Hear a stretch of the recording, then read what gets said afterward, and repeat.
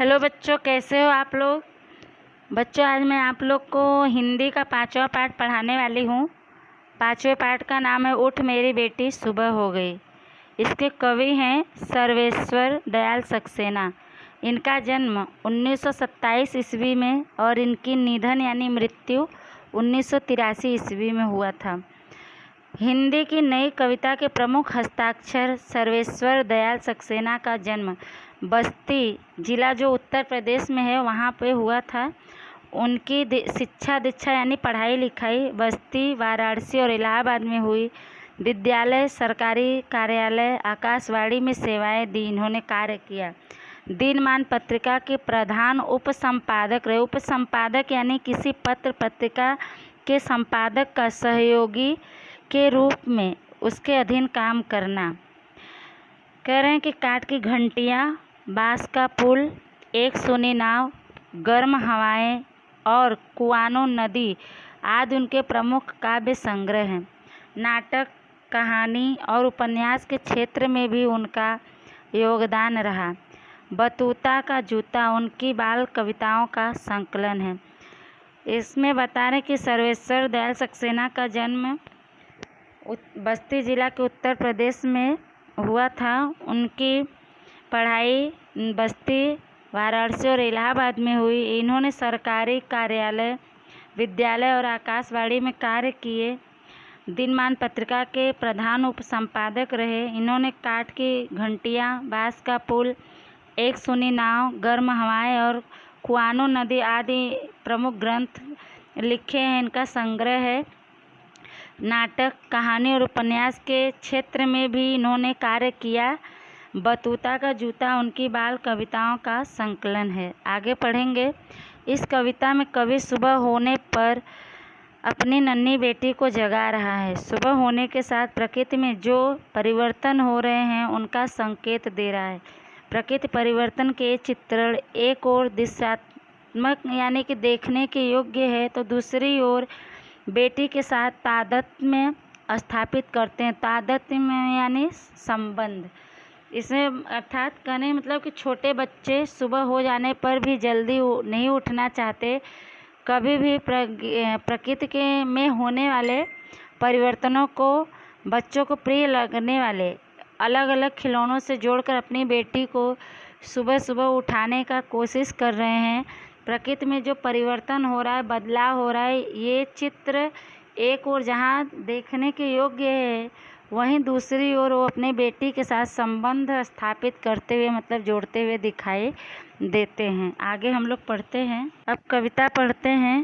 पेड़ों के झुनझुने बजने लगे, लुढ़कती आ रही है सूरज की लाल गेंद, उठ मेरी बेटी सुबह हो गई। अर्थात कवि कहते हैं कि पवन बहने के कारण पेड़ों की डालियां हिल डुल रही है, जिससे उनसे झुनझुने जैसा स्वर यानी आवाज़ निकलने लगा है। पूर्व दिशा में सूर्योदय हो चुका है। सूर्य लाल गेंद की तरह धीरे धीरे आगे बढ़ रहा है यानी निकल रहे हैं, उदय हो रहे हैं। सुबह हो जाने के कारण कवि अपनी बेटी को जगा रहे हैं, उठा रहे हैं। आगे, तूने जो छोड़े थे गैस के गुब्बारे, तारे अब दिखाई नहीं देते, जाने कितने ऊपर चले गए। तूने जो नचाई थी फिरकी, चांद देख अब गिरा, उठ मेरी बेटी सुबह हो गई। कवि कह रहे हैं इसमें कि आसमान में रात में दिखाई पड़ने वाले तारों को कवि ने अपनी बेटी द्वारा छोड़े गए गुब्बारे कहा है। सूर्य प्रकाश के कारण अब वे गुब्बारे अर्थात तारे बहुत ऊपर चले जाने के कारण आसमान में नहीं दिखाई देते। तुमने जो चंद्र रूपी फिरहरी आसमान में नचाई थी, अब वह गिरती सी लग रही है। प्रकृति के इन परिवर्तनों की ओर इशारा करते हुए कवि अपनी बेटी को उठने के लिए कह रहे हैं। आगे हम पढ़ते हैं। तूने थपकियां देकर जिन गुड्डे गुड्डियों को सुला दिया था, टीले मुंह रंगे आँख मलते बैठे हैं। गुड्डे की जरतारी टोपी उल्टी नीचे पड़ी है, छोटी टाल तलैया। अर्थात कवि ने टीलों को गुड़िया तथा छोटे तलये को गुड्डे की जरतारी टोपी कहा है।